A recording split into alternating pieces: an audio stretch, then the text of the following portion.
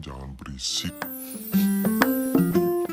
Nah, jadi teman-teman, siapa nih di sini yang ikut ujian tadi yang kena kartu merah? Pasti banyak teman-teman sekalian yang kaget ya dengan peraturan terbaru. Bahkan bisa dibilang peraturan kali ini benar-benar KBC ataupun sangat ketat ya. Pokoknya ya jangan sampailah untuk ujian kedepannya udah sia-sia udah belajar. Ya sebenarnya nggak sia-sia sih ya, nggak ada salahnya juga kita belajar, cuman ya sangat disayangkan waktu yang dinantikan buat kita ujian malah ujungnya kena penalti ataupun kartu merah. Ya seperti pada dasarnya pada sepak bola ya, kena di ujian JLPT 2025 di Jepang ini. Ya sebenarnya bukan cuma di 2025 ataupun ujian-ujian sebelumnya pun ada ya. Untuk di peraturan di JLPT itu ada kartu kuning dan kartu merah, yang artinya untuk kartu kuning itu untuk peringatan ya, tapi ya gitu, kalau sampai kena 2 kali bisa langsung kena kartu merah. Seperti halnya pada sepak bola ya, kena kartu merah, karena kena kartu kuning berarti kena peringatan ataupun cui, dan kartu merah untuk yang benar-benar melanggar aturan yang nggak diperbolehkan ya. Nah, jadi tadi itu dalam satu ruangan saya, dan ini adalah memang ujian kali pertama saya ya untuk mengikuti ujian JLPT di Jepang. Waktu itu saya belum paham betul ya apa sih peraturan-peraturan yang sebelum-sebelumnya gitu kan. Apa memang seperti ini atau bagaimana gitu. Nah, di situ saya cuma masuk ruangan, terus di situ udah dijelasin panjang lebar gitu. Tapi untungnya setelah kami semua peserta ujian itu masuk semua, itu dibacakan ulang untuk mengenai peraturan-peraturan tersebut. Mulai dari ya ini yang yang paling penting aja ya. Nggak semua saya ingat apa yang jadi peraturannya, tapi yang paling saya ingat itu adalah menggunakan HP ya. Yang sebelumnya kata dari teman-teman saya yang di sini itu katanya tiap QK ataupun break time atau waktu istirahat gitu kan, tiap sesi itu kan ada waktu istirahatnya ya, sekitar 10 menitan. Nah, kalau dari kata teman-teman ataupun di peraturan sebelumnya itu masih diperbolehkan untuk mengambil HP, dan yang sebelumnya itu HP-nya cuma dikasih ke kantong plastik, tapi sekarang dikasih amplop coklat seperti kalau di Indonesia itu amplop untuk lamar kerja gitu minasan. Nah, di situ peraturan yang terbarunya itu adalah kita tidak boleh membuka amplop tersebut. Bahkan kebuka sedikit aja langsung kena kartu merah. Nah, kebetulan ketika sesi pertama selesai gitu kan. Nah, terus saya kan ke kamar mandi. Saya sepulang dari kamar mandi, saya lihat, loh, kok ada yang itu ngantongin HP gitu dalam hati saya gitu kan. Tapi ya udahlah, bukan urusan saya gitu. Nah, nggak berselang lama saya duduk, petugasnya nyamperin dia. Mungkin karena ada laporan dari petugas lain ya, karena di setiap lorong kampus tersebut tempat saya ujian itu banyak sekali petugas di situ memakai menggunakan spanduk ya, membawa spanduk dengan bertuliskan Shizuka, pokoknya artinya itu tolong jangan berisik gitu, tetap diam gitu. Makanya dia harus tenang gitulah, biar nggak mengganggu peserta yang lain yang sedang ujian. Karena kan beda ruangan. Sebenarnya itu sesinya barengan kita semua gitu kan, satu kampus gitu. Tapi kadang ada selisih waktu, entah 3 menit, 2 menit gitu. Karena memang ya kondusif jam lah gitu. Nah, setelah itu, setelah saya masuk ya, nih kembali lagi. Setelah saya masuk itu ternyata ada 2 perempuan Indonesia yang kena juga. Dalam hati teh, lah emang tadi nggak ngedengerin ya? Kayaknya mulai dari sebelum ujian, sebelum break time ataupun QK ya, itu sudah dibacakan dengan jelas. Nanimo dasanaide kudasai. Nah, di situ kan udah kita harusnya udah bisa berpikir ya. Mungkin dia pertama juga seperti saya, tapi ya namanya manusia ya kadang hilaf ataupun ya gitulah. Itu dia ketahuan membuka amplop tersebut.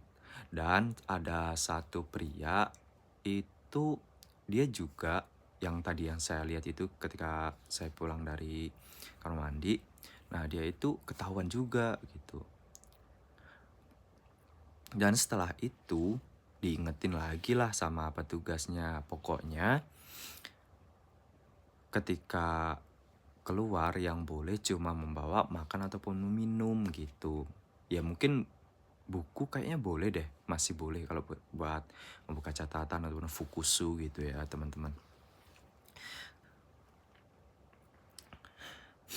Pokoknya tips dari saya sih ya, kalau biar main aman ya dengarkan peraturan yang dibacakan oleh petugas. Sekiranya ada peraturan yang diragukan ya kan, ataupun sinpaina koto ka kado ka ma watashi mo wakaranai desu yo.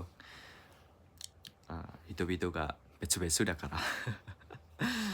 Nah, terus mungkin peraturan tersebut ya berbeda dengan sebelumnya itu karena maraknya ini ya kunci jawaban yang kesebar di TikTok ataupun di medsos yang lainnya. Ya sebenarnya faktanya bagaimana sih saya kurang tahu ya, cuman info-info dari teman-teman ataupun dari senpai itu begitu. Banyak dari negara yang berinisial star itu dia mempunyai kunci jawaban dari JLPT tersebut. Tapi ya nggak tahu, karena saya pun juga ujian, ya udahlah yang penting berangkat aja, meramaikan event gitu ya, bisa dibilang.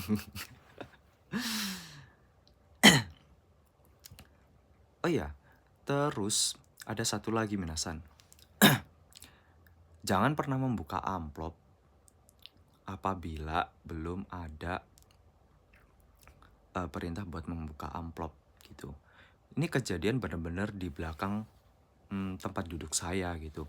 Nah, waktu itu kan ujian udah selesai gitu. Ujiannya udah selesai, sesinya udah selesai. Terus petugasnya itu sedang ngecek amplop gitu. Nah, di belakang saya itu entah dia orang Bangladesh ataupun orang India gitu. Dia itu tiba-tiba dibuka gitu amplopnya.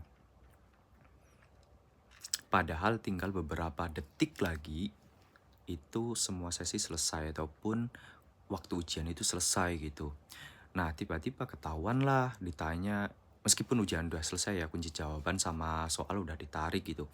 Nah, ketahuan lah sama petugasnya itu, terus didiskusikan sama penanggung jawab di ruangan tersebut atau penanggung jawab ujian ataupun leadernya pengawas tersebut ya. Dia bilang lah si petugas itu, entah dia bilang apa, soalnya kan dia bisik-bisik gitu. Nah, dari petugas ataupun dari leadernya itu, dia nyamperin ke anak tersebut gitu. Dia bilang apa, langsung dikeluarin lah kartu merah gitu. Ya sebenarnya ada lumayan banyak sih ya yang kena kartu merah di ruangan saya itu, tapi yang benar-benar saya lihat itu ada berapa sih, 4 ya. Satu dari belakang tempat duduk saya, dan dari 3 orang itu yang pertama itu tadi, 1 laki-laki dan 2 perempuan Indonesia. Dan juga ada ini teman-teman, dapat cerita juga dari teman sebelah ya, dari kan saya berangkat itu berenam, cuman kebetulan kita ruangannya itu beda-beda semua gitu. Nah, dari teman-teman yang lain itu malah ada yang ini, matikan alarm. Nah, di situ, di peraturan tersebut, itu ada disuruh mematikan HP, matikan alarm. Dari petugasnya itu bilang begitu ketika dibacakan ketika membacakan peraturan-peraturan yang harus dicui ya, harus diperhatikan ketika ujian berlangsung. Nah, karena kebetulan alarm itu bunyi ketika cokai. Bisa bayangin nggak teman-teman? Cokai tiba-tiba ada suara kring gitu kan. Nah, otomatis kan bingung ya. Nah, langsung dah itu peserta ditarik keluar. Nggak pakai basa-basi, langsung ditarik keluar, di bawah HP-nya langsung dikena kartu merah. Alhasil itu kan ketika sesi cokai selesai, satu ruangan itu protes, maaf untuk nomor ini nomor sekian itu nggak kedengeran, bisa tolong diulang lagi nggak gitu. Ya alhamdulillahnya ya dari petugas tersebut masih baik hati gitu. Pokoknya kan ada ya namanya orang Jepang ya, disiplin manajemen waktu itu bener-bener dah nggak bisa diganggu gugat. Pokoknya is the best menurut saya ya. Karena saya lihat kan, wah ini udah masuk waktunya nih gitu kan. Ketika saya ngeliatin jam dinding, nah tapi dia itu benar-benar ngitung kurang berapa detik gitu. Kalau saya liatin itu petugasnya ketika mau mulai gitu dari penanggung jawab ya, dari leadernya itu. Nah itu kebetulan tuh dia dapat yang ruangannya baik hati gitu petugasnya, terus diulangin lah. Makanya dari teman saya itu agak lambat keluarnya gitu. Waktu saya tanyain ternyata ada kejadian seperti itu gitu. Nah dari ruangan yang lain juga itu ternyata banyak juga yang kena karena nggak ngedengerin uh, perintah ataupun peraturan yang dibacakan oleh petugas. Dan saya lihat di TikTok ya, kan waktu itu teman-temanku jadinya itu ya nyari kunci jawaban yang kesebar di TikTok itu apa ya yang tadi keluar gitu kan, buat ngecek dari hasil lah gitu sebelum hasil ujian keluar nanti ya. Nah, itu banyak di situ yang kena juga gitu. Bahkan ada yang dengan PD-nya setelah dapat kartu merah ya, dia dengan polosnya membuka amplop itu dan bilang, setelah dikeluarin ya, dia bilang Otsukar sama Desta gitu. Nah, sontak satu ruangan ya pada ketawa dong. Nah, itu bener-bener nggak habis pikir gitu. Ya, pokoknya cerita random bener-bener apa ya, lucu lah gitu. Tapi ya memang ada petugas yang membacakan peraturan-peraturan itu dengan baik, ada juga yang mungkin enggak. Tapi mungkin menurut saya ya banyak sih yang tapi menurut saya itu pasti dibacakan dengan baik kok. Orang Jepang kalau udah kerja itu biasanya totalitas soalnya, apalagi soal waktu ya, dia benar-benar banget.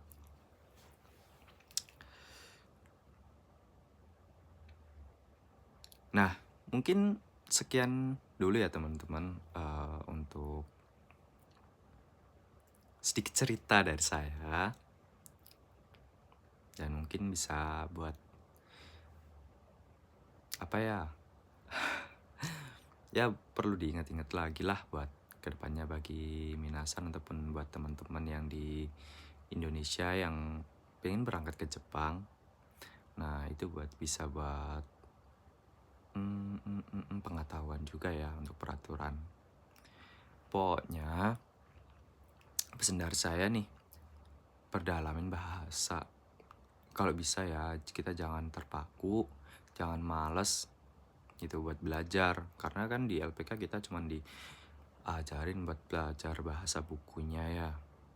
Padahal di sini itu banyak yang menggunakan bahasa daerah mereka gitu. Jadi karena kita nggak tahu penempatannya nanti di mana, logatnya bagaimana, ataupun songke apa hatsuongnya, kalau bisa setelah mendapat job ataupun ya setelah mendapat job gitu kan kita tahu ya mau penempatan di mana gitu. Nah, cari tahu dulu hatsuongnya bagaimana gitu, biar nanti ketika kita sampai di sini itu nggak kaget. Karena jujur aja, saya sendiri itu pertama kali kesini, kalau mesti di petugas bandara itu masih enak didengar ya, dia bilang apa gitu. Tapi ketika orang Jepang menggunakan bahasa daerahnya, dalam hal itu, ih, ini ngomong apa gitu. Bahkan ketika di Senta kan aku itu dibilangnya uh, soko gitu, tapi aku sama temanku kedengarannya itu soto gitu, disuruh nunggu di luar gitu. Akhirnya ditegur lah, kalau nggak tahu tanyakan aja gitu, jangan bilang ya gitu. Terus dia bilang di luar dingin kan gitu, karena kebetulan waktu itu kan saya datang di awal tahun ya, dan masih musim dingin gitu. Terus ya kami bilang iya dingin. Tadi saya bilangnya apa? Nah, karena kami dengarnya soto gitu kan, soto gitu, kami jawab soto gitu. Soko gitu. Terus dia diperjelas lagi soko gitu. Terus disuruh nunggu di sofa. Karena waktu itu kami lagi ke kantor buat registrasi apa sih namanya, kartu kesehatan ya, Hokkensho. Nah, disitulah kami shock, kultur shocknya di situ. Tapi untungnya petugas itu ataupun penanggung jawab di Senta itu dia memang kedua orang tuanya ataupun orang siapa ya, salah satu dari orang tuanya itu orang Jepang gitu kan, tapi dia asalnya dari Brazil gitu. Dia udah berapa tahun di sini, sekitar 10 tahunan dia menetap di sini gitu. Bahkan kalau wajahnya pun saya mengiranya dia orang asli sini, orang Jepang gitu. Dan dia masih enak sih didengar, dia ngejelasinnya dengan pelan-pelan gitu. Tapi kalau untuk sensei di kelasnya, dia asli orang Jepang dan dia ngomongnya pakai logat bahasa daerah dia gitu. Tapi seru sih pokoknya. Itu teman-teman, pesan dari saya, jangan cuma pelajari bahasa bukunya, belajar kaiwa, belajar cokai, dan jangan lupa cari logat bahasa daerah tempat penempatan kalian nantinya ya. Pokoknya semangat buat teman-teman. Dan sampai ketemu lagi di Jepang.